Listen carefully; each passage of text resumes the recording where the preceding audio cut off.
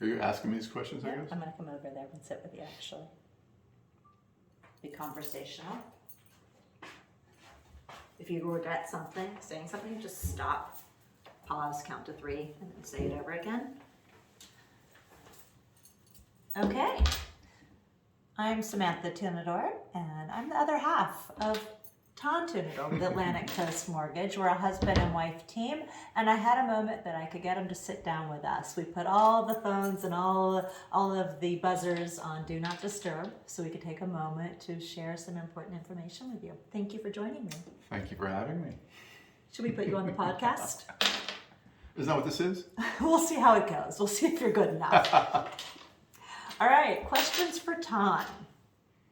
What is the best way for someone to make an introduction to the Tunador Group? Well, most of our introductions, and I'm assuming you're speaking about clients, most of our introductions come from the real estate community, realtor partners of ours. An introduction can be made many different ways. That's whatever someone's comfort zone or their work protocol is great. What I like and what I find to be the most useful is an email introduction, where if it's a real estate agent, for instance, introducing a potential client, to send an email introduction along with maybe a short description of what someone's looking to do, if they're looking to refinance or to purchase, first-time buyer, move-up buyer, etc., along with contact information, clients in mind. That way I can do a follow-up via email, which is what I normally do, with a video so that I can introduce myself to the client, let them see me, know me a little bit, and kind of start the conversation that way. When I do a follow-up email or an introduction email, I'll typically put a link to my calendar. I use Calendly, which if you don't use it, it's fantastic. It's just a great way for us to connect. What I encourage is to meet face-to-face for a first meeting, whether it's a Zoom call, which is the most common these days, phone call, or even at the office, but not a lot of people like to drive out to Ashburn, say from DC. Right. And I also will include a link for the pre-approval application, and I'll tell people, I'm happy to meet up front to kind of discuss the process, different options, possibilities. But if they'd like more specific, detailed information, it's great to start with the pre-approval application first. Then when we've got that in process and we do meet, I can talk much more specifically as to different mortgage opportunities for you, for the client. I think that's very helpful. And the pre-approval, what do you mean when you say pre-approval? Well, that's funny you ask that, because I get asked that a lot from realtors, and I've been to many classes or I've taught classes where the question is, what's the difference between a pre-approval and a pre-qualification? And when I ask that to a group of, say, 30 real estate agents in a room, I'll hear different answers. Well, one has a credit pull, one doesn't, one's this, one's that. The reality is there really isn't a definition of a pre-approval versus a pre-qualification. That's going to be company to company, market to market, even different parts of the country. At Atlantic Coast, my team, we call it a pre-approval because we actually do vet the application pretty thoroughly up front. It's the standard uniform residential loan application. I tell people that that's the form on the website that they'll be filling out. It's going to look different, say, company to company online, but it's the standard application for every single mortgage in the country. That's filled out. With that, we do pull a credit report. We need that to run the automated underwriting services, which of course everything's computerized these days, so we need a credit report to run that. And then we do ask for income and asset documents up front, meaning if someone's a W-2 employee, we want 30 days pay stubs, 2 years W-2s. We may or may not need tax returns depending on the borrower's situation, and then 2 months of asset statements, bank statements, mutual funds, retirement accounts, that sort of thing. So we do ask for a lot up front, and hence the pre-approval is because we vet our applications very seriously up front for several reasons. First, we want to be able to tell our customer, our client, that yes, we can give you a mortgage and here are the terms. That's number one. Number two, it's still a very competitive marketplace in the real estate, real estate industry in the DC area, really the whole country, and there's competition. And we like to vet applications up front very, very seriously, very thoroughly, so that, as I mentioned, we can tell the client that yes, we can give you a mortgage, but also we can write a letter that is very strong, a pre-approval letter, so that when the customer's shopping for homes with their agent, they have an Atlantic Coast Mortgage pre-approval letter. the other agents, the real estate community knows, hey, this was checked out, this was vetted, it's going to go to closing. Yeah, it's a trusted name in the industry Yes. because it is so thorough. It's probably a little different than someone, who did a loan application 10 years ago would be used to. 10 years ago or 10 days ago, I frequently will have clients reach out for a pre-approval and say, well, the other lender didn't ask me that. And I'm like, well, if you sit there and Google, online lender abc.com or whatever it is, or a lot of big credit unions, and you've got someone at a call center saying, okay, how much money do you make? What's your credit score? Or even if they do pull credit, how much money do you make? How much do you have in the bank? Okay, you're pre-qualified for $500,000 or whatever it is. That means absolutely nothing. We need the information, the documentation to verify the information that we're entering into the system, that we're then running the automated underwriting, which is basically the approval up front. We need that information to show that there aren't going to be any surprises. And that's what I tell my clients. We want to be able to tell you up front, you're going to get a mortgage and there will not be any surprises. Right, so a pre-qualification really is not a strong qualification. You cannot depend on it when they haven't really thoroughly vetted as you are doing. Definitely. Right. Okay. So that's another reason that consistently you'll see ACM loan contracts. When a customer has a contract and their lender is ACM, it's more likely to win the contract. Most of the time it is. I mean, you'll still have sellers that say, oh, I like the cash contract, whatever. Doesn't really make a difference at the end of the day, but real estate agents in the area know that when there's an Atlantic Coast mortgage pre-approval letter, it's solid, it's going to go to closing at whatever terms and times that everyone's agreed to. I think people would like that. Can you tell us about the Tunador Group? Who are they? Who are they? I don't know. Who are we? So right now there are 4 of us licensed on the team. Myself, you, of course, and then we also have our partner, Lori Jewell. She's fantastic. She's been in the mortgage industry for 30 years. She'll kill me for saying that I guess this is online, or it's going to be online. But Lori, Samantha, and I, and my brothers, a group of us at ACM, we all started our careers in the early 90s working for a national builder. Lori was with us, and we're all back together again, which is fantastic. She is awesome. So Lori, when an application comes in, Lori's the first person typically to look at it. She's kind of the magic sauce. She's the magic sauce. I don't want to say mother because she might not like that term, but she's the glue that holds everything together. She's fantastic. So when applications come in, she makes you look good. She makes me look very good. She opens it up, pulls credit, gets documents together, kind of shores it up for me. Then she sends the application to me, and that's when I look at different programs, rate scenarios. What are the different options? There's a lot of options. A lot of options, which that's getting into a whole nother tangent here. And then our 4th team member is Jen Murray, who is a loan officer that is handling everything from contract to close. So that means when there's a contract ratified and we trigger the file as an actual application for the federal government, she goes in to make sure, okay, those pay stubs might have been from 6 months ago. She'll reach out asking for current pay stubs, current bank statements, checking on different inspections, ordering the appraisal, keeping the timeline moving smoothly through processing and underwriting. Right. It truly is a smooth process. And I love that everyone gets CC'd under the team email, which is Team Tunador at ACM. Team Tunador at acmllc.com goes to the 4 of us. And then our other team members, we do have a dedicated processor, Kiara. She's fantastic. Underwriters can vary depending on the loan product, loan type, where the loan is, what state it is. And we have a dedicated closer as well that gets all the final closing documents together. That's Nicole, and she is absolutely fantastic. We're really lucky. We are. Speaking of lucky, who's your favorite team member? Who is my favorite team member? We're talking like overall, what are we talking about here? Just favorites.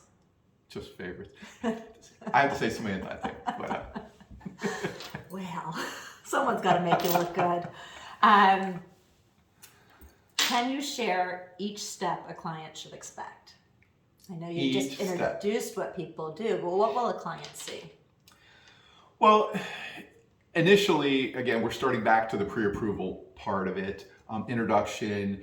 I frequently will have consultation with a client up front just to talk about what their goals are. I just walked from a Zoom consult right now with they're actually multiple time clients of mine. We did a purchase back in 18 and a refinance in 2000. They're renting that house and they're looking to purchase another home.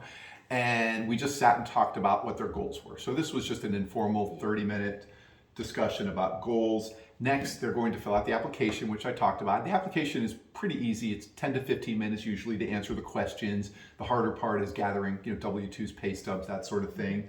Once that's in and Lori reviews it, sends it to me, I'm going to look at different options. Now, our first meeting was to talk about where they want to keep their monthly payment, how much they want to invest down payment wise, what their broad goals are, what type of house they're looking for, which sometimes can be important for the mortgage. Once the application's in, Lori's checked it out, I then go in and look at different options and I prepare scenarios for them. And I use it's not interactive, but I use an online program, Mortgage Coach, that I'll show them different options side by side, looking at today's dollars, interest rates, etc., and the cost of the loans over time. What's nice about it is it's not a spreadsheet they have to open up and figure out. You actually walk them through with a video, a cursor, like they are sitting in front of you. Right. I always do a video explanation of the different scenarios, and on top of that, when we do meet, whether it's via Zoom and a screen share, or even if it's not, if we're both just on a computer talking via phone, I'll do a highlight and I can actually control the program and walk through the loan, talk about the different options and differences between products. So that's that part of it. Then I say, here's your pre-approval letter, do the hard part and go find a house. So I've been saying that the last few years, is that the mortgage process is likely to be the easiest part of the whole real estate transaction. We keep things nice and smooth and running along smoothly. Finding the house these days, depending on what you're looking for, that might be a little bit more work. Once a contract is ratified, once the contract is ratified and we have a copy of the sales contract and the application in place, that triggers an actual loan application for the federal government, meaning we have sales price, settlement date, all the pieces of information needed. That next step is going to be the initial loan disclosures, which are typically sent electronically. It's very easy to do. We actually have a mobile app in the Apple App Store and Android Google Play Store. We have a mobile app where people can sign their docs that way. Once the documents are signed, then we move to the next step, which is getting ready for processing. That's where Jen pops in and looks at income, assets, make sure everything's up to date, do a verification of employment. There are a few things behind the scenes that are done. Go to processing, go to underwriting, we order the appraisal at the same time, and kind of just move our way then towards closing. That's great. And closing seems to go, that closing is smooth, right? Yes. Thank goodness. What is your answer when someone says, what's your rate? What's my rate? I'll say, that depends. True answer is there is not one rate. The media wants people to think there's one rate because it's something for the media to advertise, to scream out, but there's never one rate. Typically for any given program, there's going to be a range of rates. And I really don't know the answer to that question until we have an application in place. I don't give rates out over the phone because every scenario is going to be different. If somebody calls me and says, what's your rate today? Or what's the interest rate? I'm going to ask more questions. I want to find out what type of house they're looking for because, for instance, a condominium rate versus a non-condominium rate could be different depending on the loan program, how much of a down payment they're looking to invest, where they're looking to purchase. And then we get into the next, which is, how's credit, what level, good, bad, etc. Kind of try to get a feel for what credit would be, where they're looking to purchase. And income is a big player also with interest rates, because when someone says, oh, your conventional rate, well, there are different tiers of conventional rates also depending on income levels, first time buyer or not, etc. So it's a little bit trickier, or there's a little more into it than just what's your rate. Mm-hmm. So what I do is I ask questions, and then I email out another total cost analysis, a report showing what current rates are based on the information I've received. This is assuming I don't have an application. Mm-hmm. If I have an application, then I can definitively say, oh, these are today's rates for, say, a 30-day lock or 45-day lock or whatever the time frame is between a sales contract and the settlement date. Right. Well, I love how regulated things are. There can't be any junk fees. We don't have to worry about that. But I hear discount points. That sounds like a savings to me. Are you offering me discount points? So that's another discussion.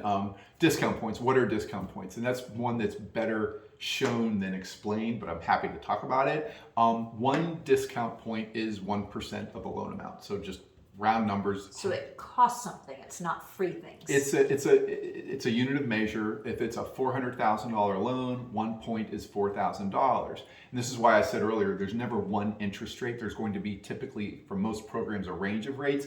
There's going to be what's called the par rate. No points, meaning no extra charge. So let's say today the par rate is 6.5%. So 6.5% rate has 0 points, no charge. There are going to be rates higher, there are going to be rates lower. The rates higher will have lender credits, where a higher interest rate, there's going to be some percentage of points that is a credit towards a buyer's closing costs. And the lower rates are going to have a charge in a percentage of the loan amount. Lower rate is going to have some form of a charge. For instance, $400,000 loan, 1 point is $4,000, half a point is $2,000. Let's say 6.5 is the par rate, and the 6.25 rate costs a half a point. That means to go from 6.5 to 6.25 will cost a half a point or $2,000. And that's very rough numbers, but that will vary per loan amount, per borrower, per FICO score, etc. So it's upfront money to buy your interest rate down. Can you give us a scenario why someone would want to buy the rate down? It could be for different reasons. It could be simply keeping a payment in their comfort zone. So let's say the 6.5 rate payment today is a little higher than someone wants to spend per month. They can buy the rate down to get a lower payment. That could be one reason. It could be for qualifying purposes. It could be that someone wants to buy that, we've got a $400,000 pre-approval for a loan amount, but that house with their down payment funds, they need a 425 or a 450 loan to be pre-approved for it based on funds. Maybe the rate has to be bought down to qualify for the loan. I mean, this is getting into numbers or getting into things that are better shown than talked about on a... It's almost as though you're a counselor, because you're going to ask questions like, how long are they going to plan to be in the home? What is their income going to do? Like, you have to make sure you are finding a program that works for them and not for you. Well, of Right, course. and I mean, consumer. 3 appointments today, what is it, 2:30 in the afternoon, 3 appointments today, the discussion got into points and buying the rate down. And one of the questions was, how long people think they'll be in the home, and also, the crystal ball time. What are rates going to be doing in the next year or so? No one knows. I was on the phone today. Actually, 2 of my appointments today, their parents are real estate agents. And I was on a call with the buyer and his father, who's a real estate broker, and we started talking, and his father and I share very similar thoughts on a lot of this, where the trend seems to be that we should see rates improving, meaning lowering in the next 6, 9, 12 months. No one knows if it's 6 months, a year and a half, no one knows. But if somebody pays points, we talked about, to buy the rate down lower, and then there's a refinance opportunity in 9 months, let's say, and they can refi to a lower interest rate, the points that were spent up front are gone. Wasted. Yeah. So, but it also, for some people, it might be necessary. Right. It could also be negotiated in the contract, possibly, with seller paid closing costs. So if negotiated, for most loan programs, a seller can pay some money towards the buyer's closing costs. That amount's going to differ, loan product, down payment amount, etc. So that's something that I tell people, if that is a possibility, which it's difficult to do in this marketplace now, to have a seller pay closing costs. If that is something to do, that's where us all working as a team together is very, very important. When I've got somebody that is out actively shopping for homes, I'm like, feel free, do not hesitate to send me the address of the house when you're ready to look at numbers that are property specific. And when you get to the point with your agent and you're looking at offer prices, and that, let's say that whether asking the seller for closing costs or not is whether it's on the table or not, it doesn't matter. Send me the address. Let me know the prices you're thinking of offering to the seller, and then we can look at numbers specifically and say, oh, okay, at a $500,000 price, here's what it will cost, and oh, by the way, here's the amount of closing costs that the seller could pay should you offer that. Speaking of pre-approval, how do you do it? Do you do for the max they're qualified for, or do you write individual letters based on where they're writing the contract? So what we usually do, and this goes back to every individual's going to be different. Every case, it's all going to be case by case. usually we've had a conversation up front and I know that someone wants to keep their mortgage within a certain range, or I know they're looking at houses in a certain range. And I tell them, when you do the application, don't worry about what you put in there for sales price. Put your dream home max, whatever it might be, or if we've already discovered your comfort zone, put that in there for sales price. We'll typically run the pre-approval at the price that's put in the application, but also look at, oh, well, if they wanted to go all the way to the max, we look at that number as well. So that's kind of case by case. There's not one answer. What I do is I'll send a pre-approval letter out either with the dollars that were written in the application, sales price, down payment amount, or if I've tweaked it a bit and someone puts in $900,000 for a sales price, but we can only really look at it $800,000. I'll use that depending on the scenario, or vice versa. It could be they put in for 500 and we can go to 700. I'll send a generic pre-approval letter up front after the pre-approval, or with the pre-approval. I'll send a pre-approval letter really that's telling people that that's just for their files. Hold on to it, give it to their real estate agent so that they know they're in good shape to look at houses up to a certain price point. And then tell them from there, when they're out shopping with their agent and they find a house and they start talking dollars, start talking numbers, we all figured out what they're going to offer the seller, I'll give a new pre-approval letter with specific for that offer, with that sales price. I love when that contract comes in and they've written that the contract and they're hoping to get it ratified. I love the action you take to the listing agent. Can you share a little bit about that? Well, what I do is, and I tell people up front, is I will contact a listing agent when you write an offer. I do not tell them how much money you make. I don't tell them your FICO score. I don't tell them how much money you have in the bank. What I do tell them is we've got a full pre-approval complete. We've got good credit. We've got a low debt to income. We've got income and assets verified, reviewed. All the documents have been received. And we've got Fannie Mae, Freddie Mac, automated underwriting, AUS approval, really to tell the sellers, or just to give the listing agent a warm fuzzy that, hey, this has been vetted, it's good to go. And I'll tell them, we can perform, meaning Atlantic Coast, we can perform as quickly as all parties desire. So if the seller is, buying another house, their current home is vacant, it's on the market, and they want a quick close, fastest, 8 to 10 business days. Now, that's not going to happen with every borrower, every loan type, but that's about the fastest, and that's really pending government wait times for certain disclosures. More normal in our marketplace is a 3 to 4 week closing. That's kind of like the norm these days. That's the standard, and it can be delayed longer if that's what everybody agrees to. Yeah, and you send that contact with the listing agent. You send them a video.